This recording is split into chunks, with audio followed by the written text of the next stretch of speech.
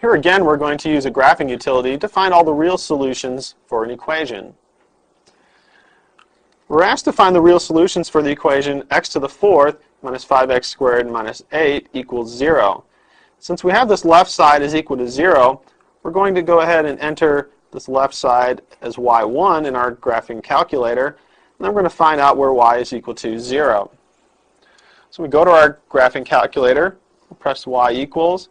We're going to enter x to the fourth power minus 5x squared minus 8.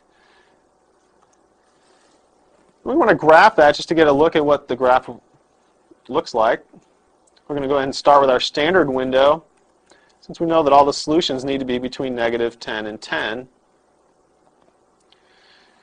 Now we don't see the complete graph, but we only care about where y is equal to 0. So that's where it crosses the x-axis. We're really looking for x-intercepts here.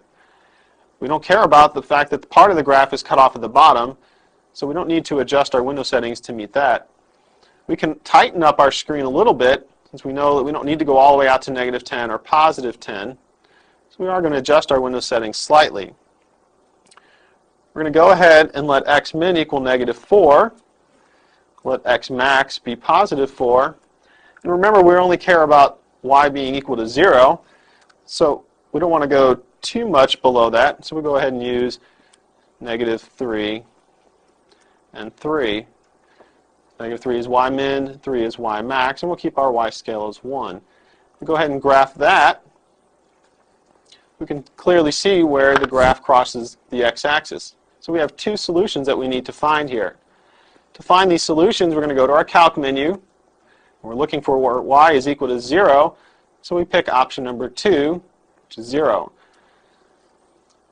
We're asked the question left bound. We're going to find the first solution that's over here to the left. Now we don't see our cursor right away, so we need to pay attention to the coordinates that are given at the bottom of the screen. We'll just keep scrolling to the left. We notice that as we scroll to the left, the y value is now increasing. It's getting bigger, and then we can see our cursor. So here we're clearly to the left of the point we're interested in, so we're going to hit enter to select that. The right bound, we want to move to the right, so we'll hit enter. Now for our guess, we'd like to move close to that point, but what you see is that if I try to move left or right, I keep jumping back and forth to my bounds. It's not a big problem. We can use the bounds as a guess. So we'll go ahead and just hit enter here for our guess. And we'll get that our first solution to this equation is negative 2.50. We're going to repeat this for our second solution that we see.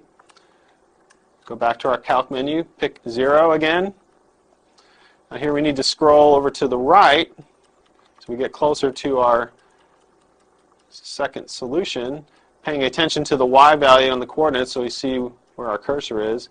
It's going down right now, and now it's starting to come back up. And so there we see it. We want to be to the left of that point. So we're to the left right now. We'll hit enter. I'm going to go to the right next. Move over one. Hit enter. And remember that we can use the bound as a guess. So we'll just go ahead and hit enter here. We'll see that our second solution is x equals 2.50. Those are the only two solutions we have. So the solutions to our equation are x is equal to negative 2.50 and x is equal to 2.50.